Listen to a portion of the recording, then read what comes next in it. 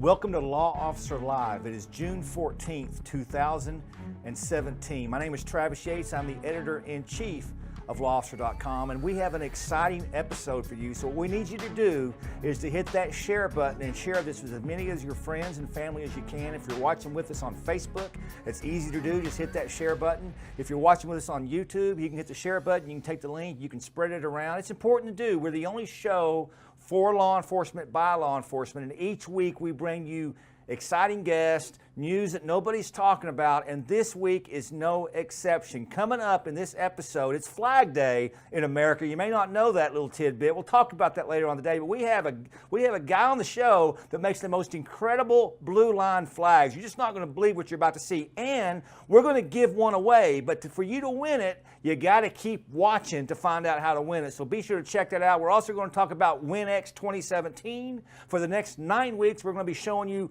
exclusive video and content from WINx from Chicago that happened back in April. So it's really good stuff. We can't thank you enough for being with us. And we can't thank our sponsor enough for being with us, which is Blue Armor Supplements. Blue Armor is the only supplement company for law enforcement by law enforcement. And I'll tell you, I got to admit, I ran out of Focus. Focus is one of the 5 products that Blue Armor sells. Of course, it sells products that are for law enforcement and first responders, so they're all catered to our jobs to make us better. And I got to admit, I ran out of Focus about a month ago, and I haven't been taking it. And things have been crazy between the show and lawofficer.com and my full-time job. Also, the Courageous Leadership Seminars that we've talked about before with Stacy Tell have been taken off all over the country. I have one tomorrow. Stacy and I are in Milwaukee on Monday. We're writing a book together. So there's been a lot of stuff going on, and I got to admit, I've been struggling.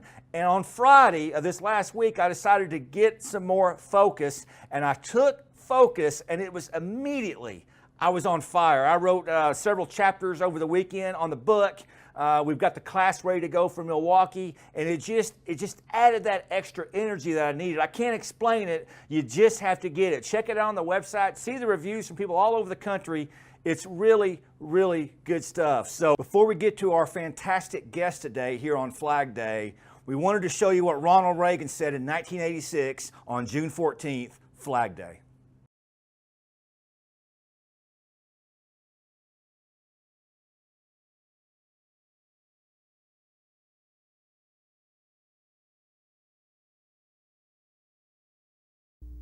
My fellow Americans, today we celebrate Flag Day, the birthday of our stars and stripes. As we think back over the history of our nation's flag, we remember that the story of its early years was often one of hardship and trials, sometimes a fight for simple survival. Such is the story behind our Star-Spangled Banner. It was 2 years into the War of 1812 when America seemed to be teetering on the edge of defeat. The British had already taken our capital and burned the White House. Baltimore was the next target in a grand design to divide our forces and crush this newly independent nation of upstart colonies. All that stood between the British and Baltimore were the guns of Fort McHenry, blocking their entry into Baltimore Harbor. The British bombardment lasted for 25 hours. Through the dark hours of the night, the rockets fired and the bombs exploded, and a young American patriot named Key, held captive aboard a British ship, watched anxiously for some proof, some sign that liberty would prevail. You can imagine his joy when the next morning in the dawn's early light he looked out and saw the banner still flying, a little tattered and torn, but still flying proudly above the ramparts. Fort McHenry and the brave men manning it had withstood the assault. Baltimore was saved. The United States, this great experiment in human freedom, as George Washington described it, would endure. Thinking back to those times, one realizes that our democracy is so strong because it was forged in the fires of adversity. In those dark days of the war, it must have been easy to give in to despair. But our forefathers were motivated by a cause beyond themselves. From the harsh winter of Valley Forge to the blazing night above Fort McHenry, those patriot soldiers were sustained by the ideals of human freedom. Through the hardships and the setbacks, they kept their eyes on that ideal and purpose, just as through the smoke of battle, they kept a lookout for the flag. For with the birth of our nation, the cause of human freedom had become forever tied to that flag and its survival. As the American Republic grew and prospered and new stars were added to the flag, the ideal of freedom grew and prospered. From the rolling hills of Kentucky to the shores of California, to the Sea of Tranquility on the moon, our pioneers carried our flag before them, a symbol of the indomitable spirit of a free people. And let us never forget that in honoring our flag, we honor the American men and women who have courageously fought and died for it over the last 200 years. Patriots who set an ideal above any consideration of self. Our flag flies free today because of their sacrifice. And I hope you all will join Nancy and me and millions of other Americans at 7 o'clock this evening, Eastern Daylight Time, when we pause a few minutes to say the Pledge of Allegiance. Though separated by many miles, we will be together in our thoughts. These anniversaries remind us that the great American experiment in freedom and democracy has really just begun. They remind us of the terrible hardships our forefathers willingly endured for their beliefs. And they challenge us to match that greatness of spirit in our own time. And I know we will. We are, after all, the land of the free and the home of the brave. If we ask ourselves what has held our nation together, what has given it the strength to endure and the spirit to achieve, we find the answer in our families and those basic family values of work, hope, charity, faith, and love. So it's appropriate that this year Father's Day falls on the same weekend as Flag Day. Or in commemorating fatherhood, we're also expressing a basic truth about America. What does fatherhood mean today in America? I guess the same as it always has. Fatherhood can sometimes be walking the floor at midnight with a baby that can't sleep. More likely, fatherhood is repairing a bicycle wheel for the umpteenth time, knowing that it won't last the afternoon. Fatherhood is guiding a youth through the wilderness of adolescence toward adulthood. Fatherhood is holding tight when all seems to be falling apart, and is letting go when it is time to part. Fatherhood is long hours at the blast furnace or in the fields, behind the wheel or in front of a computer screen, working a 12-hour shift or doing a 6-month tour of duty. It's giving one's all from the break of day to its end, on the job, in the house, but most of all, in the heart. Now, if you're thinking, look who's talking, he's a father himself, well, that's right.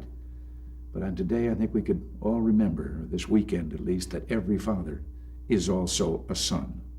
So on this day for fathers, we too say thanks to America's dads for the labor and legacy of our families and our freedoms. Until next week, thanks for listening. God bless you.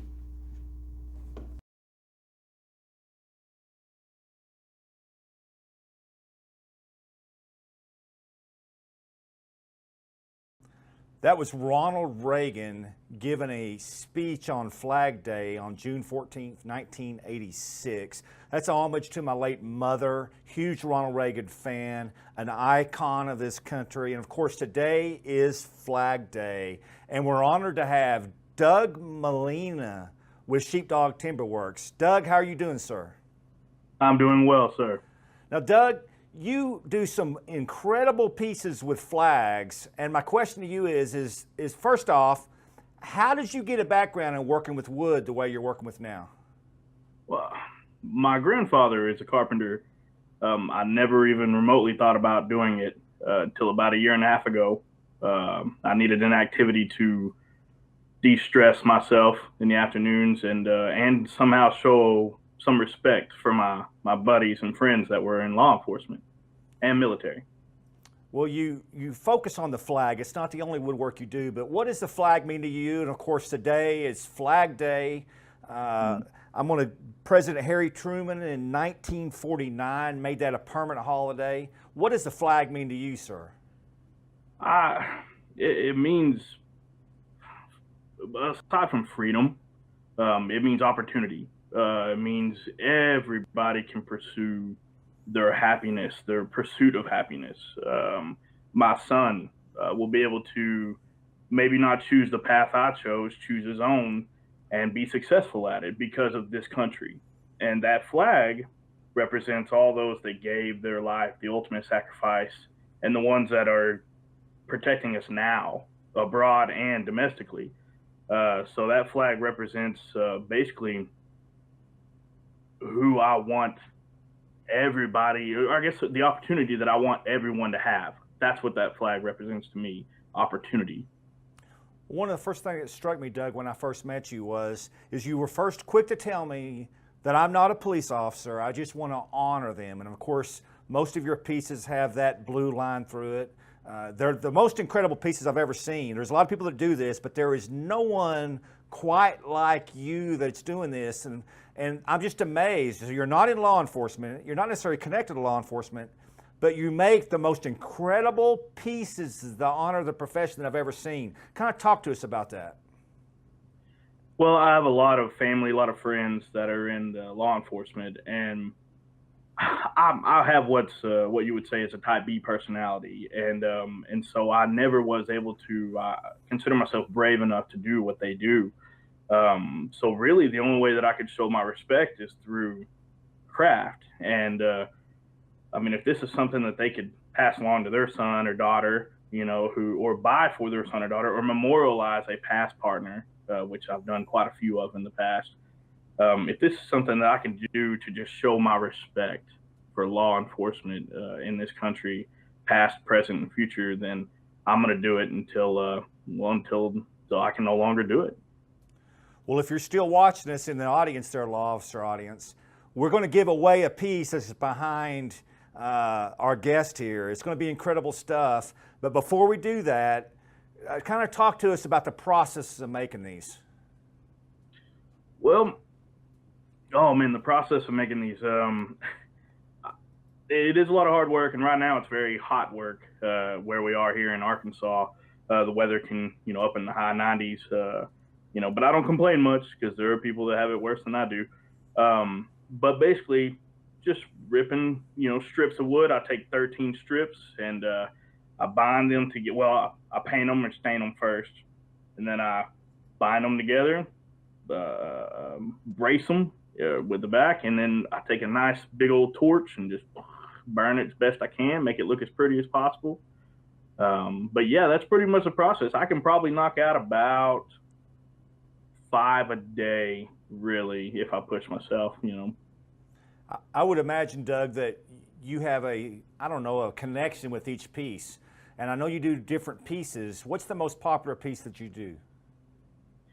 Oh, the thin blue line is by far the most popular, the one that's directly behind me. That is the most popular.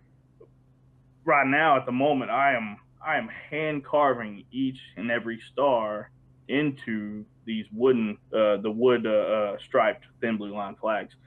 So I'm spending an hour just looking directly at this flag and just carving these in myself. And I do keep a lot of contact with the customer who is going to receive this particular work. So putting a name on it, memorializing someone in the past or anything like that, it affects me quite a bit because I'm focusing on them for a solid hour. So yeah, I have quite a connection with each individual piece. They're all different.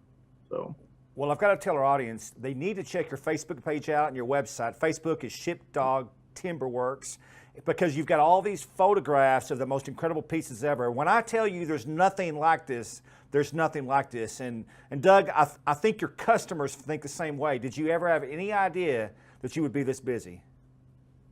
No, sir, not at all. It was strictly a hobby at first, and I didn't realize that it was going to be embraced like it has been. So let's talk about what we're going to give away. Tell us about the pieces there behind you, Doug, and which one you're going to give away to an audience member. The piece to my left here, this is a Punisher skull concealment case. I wish it was mounted on the wall because I would just open that case right up, but you can see it on my website, Sheepdog Timberworks, on Facebook, or sheepdogtimberworks.com. But it does open up. You can conceal mini handguns, mags, things like that. The one directly behind me here, that's my standard 32-inch by 19.5-inch thin blue line flag. Now I do 3 different versions. I do a white stripe, a gray stripe, and then the ever popular wooden stripe, which is directly behind me. And then the one right here, this one is kind of dark, can't really see it, but it is my canine piece. That is probably the one that's been broadcast more than any other right now, is the canine piece, to honor the canines in law enforcement. Yeah, we shared that on our Canine Facebook page a few days ago, and you said it just went crazy. Good stuff, huh? Yes, sir. Yes. Now, if they order from you today, Doug, how long does that take for you to be able to get to that piece? Well, again, usually I can, I could have it done within the week and shipped off. But now that I've gotten so many orders, especially from that one share, I'm probably booked until July 7th right now.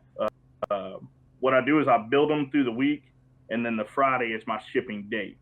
So July 7th, I'll probably ship 10 to 15 orders. Well, you better get your order in, because we're going to start helping Doug sell these incredible pieces around the world. And he's going to be booked up for the entire year. So we're going to tell everybody to get your order in now.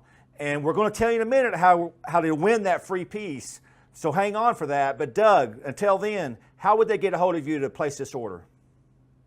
Probably the easiest way is on my website, sheepdogtimberworks.com. There is a contact us page, and that goes directly to my email address. I'll be happy to, return an email, no problem. Another quick way would be to go to facebook.com/sheepdogtimberworks, and you could actually message me through my messenger, and that automatically goes to my phone as well. So either one of those two avenues, I can easily take care of you and customize any piece you'd like. Of course, you've got your website up, and they can probably order straight from that, correct? Yes, sir. Yes, sir. Let's talk about how we're going to give this piece away. Here's what I want everybody to do. Go to Doug's website, sheepdogtimberworks.com. Hit the contact button, and you tell Doug why you need this, what it would mean to you. And we're going to give this away to our live audience. So if you're watching this live, the chance is now. If you watch this after the fact, Thursday, Friday, another day of the week, probably too late. But we're going to give this away to somebody tonight, right now, by the end of the show. So email Doug, wait till the show's over, and email Doug and tell him why you should win this. Doug, what are your customers telling you around the world? Around the world? Oh, man. Basically, they always give me their backstory as to why they're ordering this piece, and I love hearing each and every story, especially if I'm memorializing, a past father or grandfather.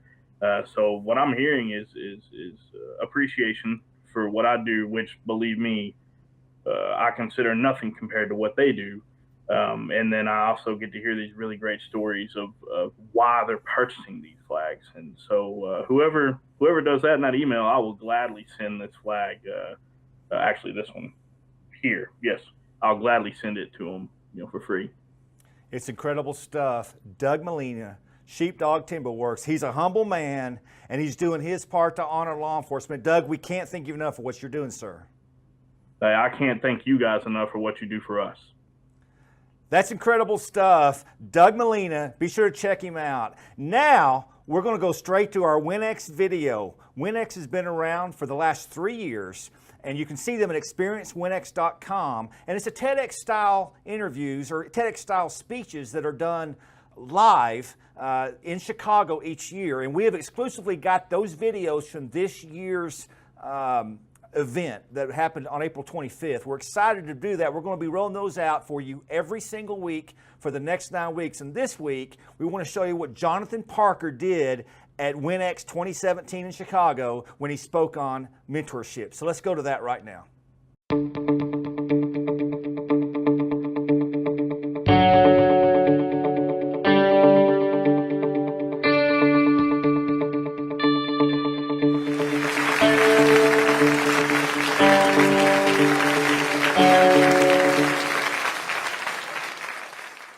So we've all had that one call where everything worked out in our favor. Good guys 1, bad guys 0. But later on, if you were honest, you would look back and you'd realize there were some mistakes that I made. There were some things that I could have done differently. I had a call like that one night, one winter. It was a traffic stop. I was set up on a stop sign in a neighborhood where I would wait, and I'd get people blowing through that stop sign, and I'd get them with the drugs and the guns and the warrants all day long. And there was this one particular car, and I pull him over, and I immediately know that I'm on to something big. I step up to the car, and he's there, and he's gripping the steering wheel. His muscles are so tense. And I look, and his carotid is pulsing. And there's these little beads of sweat on his nose. And so I continue to ask, and of course he refused search of the vehicle. So I get his documents and I go back to my patrol car, and on the way I immediately call for backup, and I call for a K9 unit to come out to run the car. But as I'm sitting there in my patrol vehicle and I'm running his information, I think to myself, Self, you could speed this process up a little bit. Why don't you just go ahead and get him out of the car, pat him down, everything will be set when the dog gets here. And so in my excitement, I approached the vehicle. I said, sir, step out of the car. And I put him at a position of disadvantage on his vehicle. I had his belt. And I began to pat him down. I noticed his muscles got more tense, and he was nervous. You could just tell. And he was trying to distract me. There's weed in the car. Go to the car. But I was too smart to be distracted. And so I get down to his right front cargo pocket, and I feel what, based on my training and experience, as it went in the report, was a significant amount of drugs. And as soon as I got there and I felt it, said, what's this? He took off. Well, he tried to, but I was holding his belt. I forgot to mention something. This guy was big, kind of like David and Goliath big. Well, maybe not that big, but he was a college fullback playing football, and you see, I'm not that big of a guy. So that night, there we were, I'm holding his belt, and we're playing football, only it's flag football, and I'm the flag that's waving off of his belt as he runs down the street. And finally, he falls forward, and I fall backwards when we get up and we continue to run, and thankfully, this guy is a guy that's fashionable.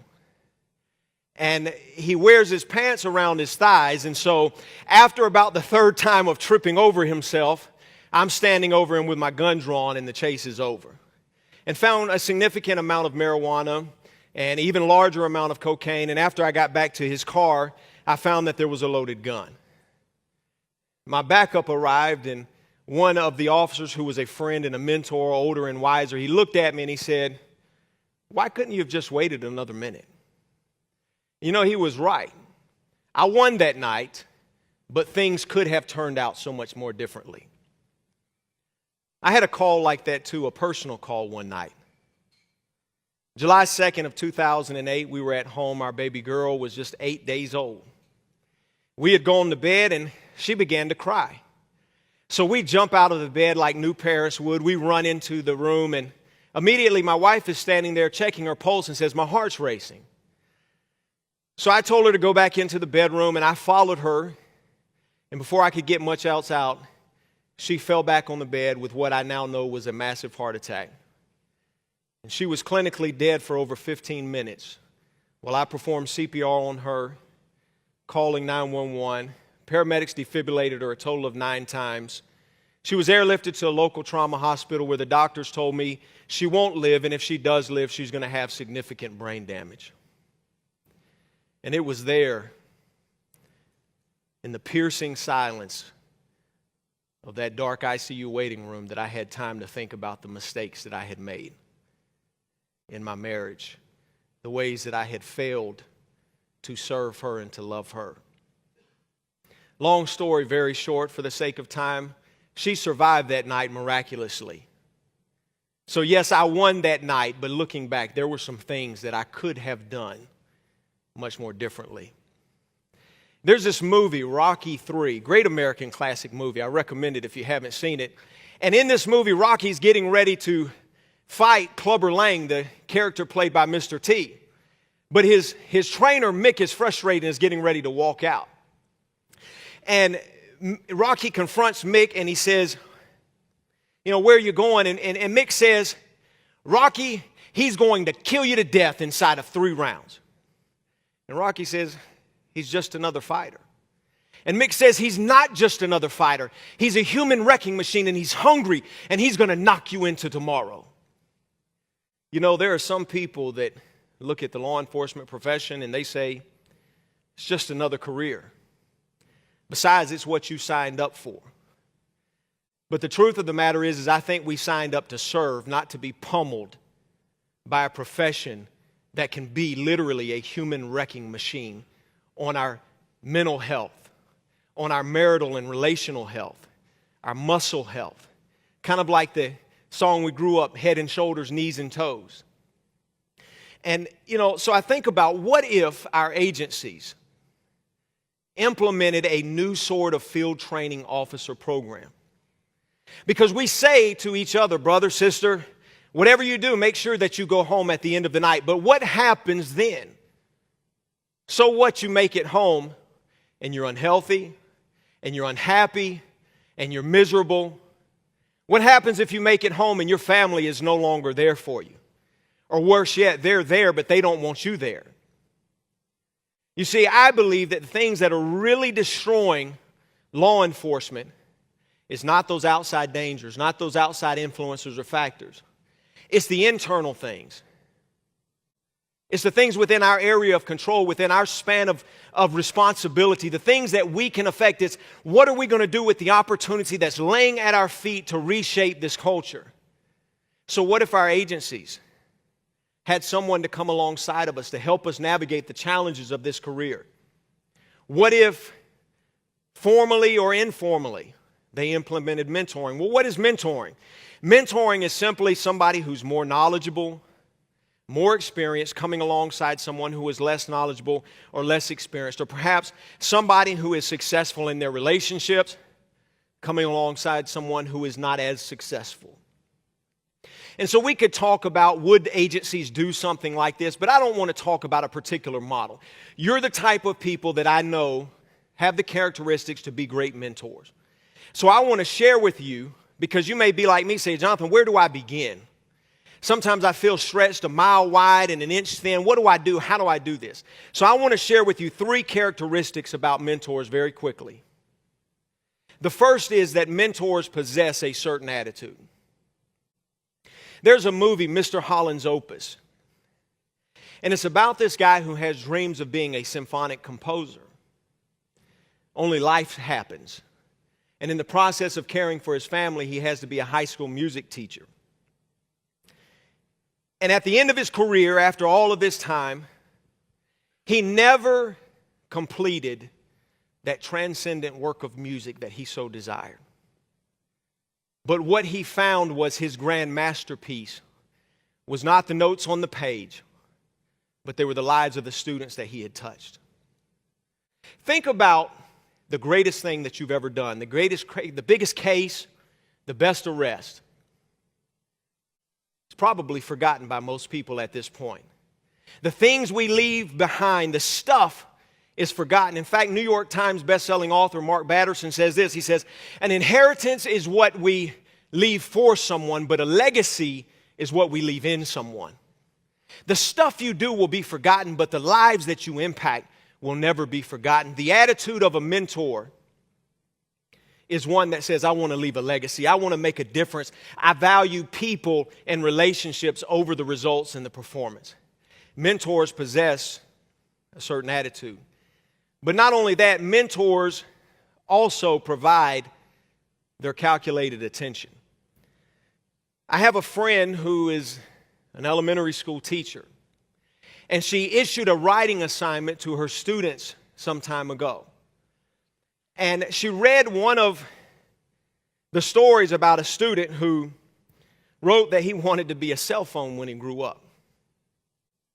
So curiously, she asked for more detail.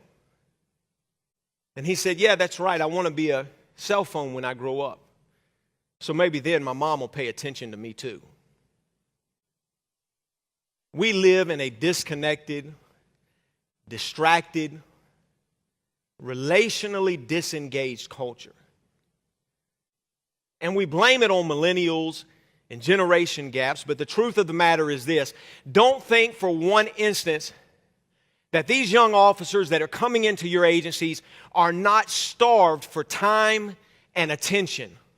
They're longing for somebody that will pour into their life, that will teach them not just how to do the job, but how to do it successfully, how to be a cop that survives life and retires well. Larry Stockstill is an author, and he said this about mentoring. He said, mentoring is spelled T-I-M-E. It's not a lesson. It's not a lecture. but it's a lifestyle. It's coming alongside of others and pouring into them with your life. In fact, I think about one of my mentors, Dr. Bill George, who died recently.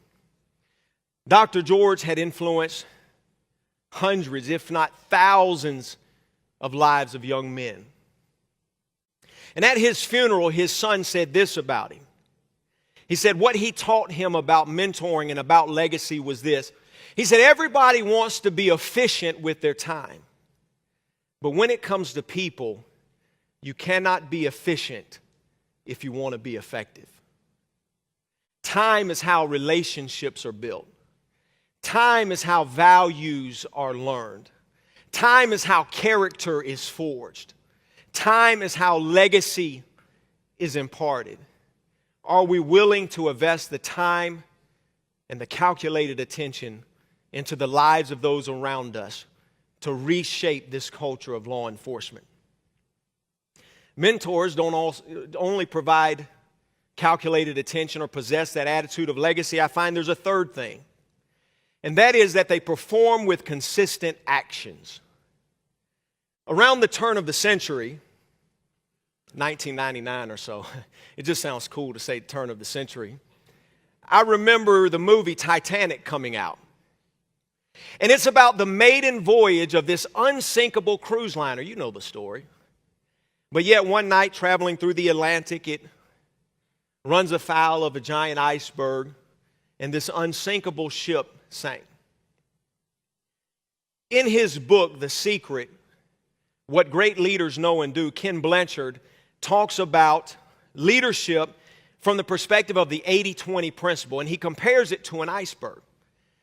He says that 20% of who you are, the stuff that's seen above the surface, that's your skill. Think about the current way we do FTO. We focus on the stuff that's seen, the skill. And we do it for a limited period of time. But what about the 80% that's below the surface? Blanchard says that 80% is your character. The things that we don't often focus so much time and effort and energy in instilling. And he says that 9 out of 10 times, if a ship is going to sink, it's not going to sink because of your skill. It's going to sink because it runs into problems with your character. And so if we understand that this is what's taking out our officers, their mental health, suicide, our marital relationships and the destruction of family and our precious children in the way, the struggles financially, our struggles missionally, if these are the things that are really taking us out, isn't it time that we do something intentionally? That we perform as leaders and mentors to focus on character, to lead with integrity, to lead with consistency, that pours our lives into others so that we truly can reshape this and correct the ship and keep those ships from continuing to sink and being yet another news story. Mentors, if we were to implement mentoring, you as a mentor, you possess a certain attitude of legacy. You provide your calculated attention, a lifestyle, being transparent and open and coming alongside. You perform with consistent actions. And I'll leave you with this thought. It's a story that maybe you've heard. I grew up in Savannah, Georgia, along the coast, and from time to time, things would wash up, animals would wash up on the seashore.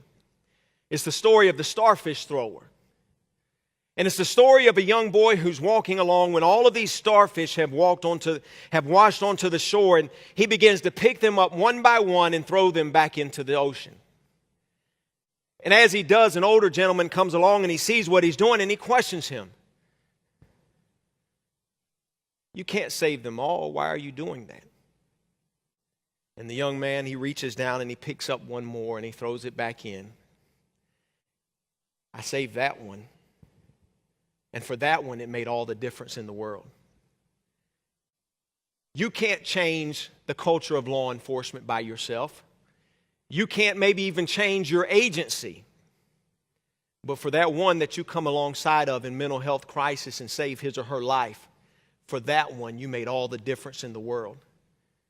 You've been a success and you've been married 20 or 30 years. You know how to do this thing. for that one that you come alongside of and you help, for that one, and for those children, you make all the difference in the world. That's what it's about.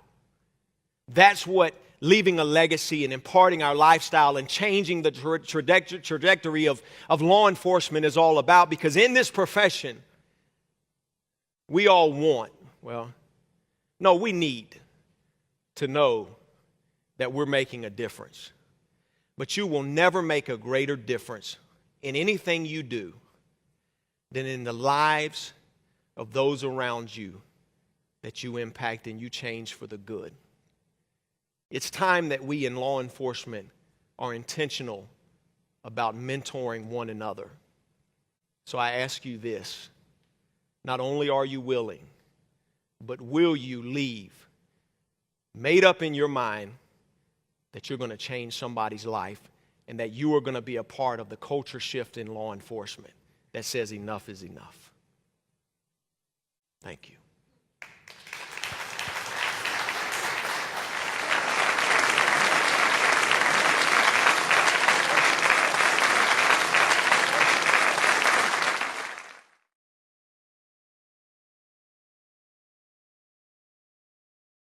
That was Jonathan Parker at WINx 2017 on mentorship. And now you know why we love Jonathan Parker and we love WINx. Of course, Jonathan Parker is a columnist here at lawofficer.com. His speech was incredible, and there's incredible speeches to come at WINx. We're going to be playing 8 more of those in the next 8 weeks here on Law Officer Live. And we hope you enjoyed the show. Boy, it's been an action-packed show, incredible guests, incredible talks, incredible speeches. I can't even describe it. Please share it with your friends and family and join us each and every week, Wednesday night, 7 p.m., right here at lawofficer.com. Thank you for being with us today.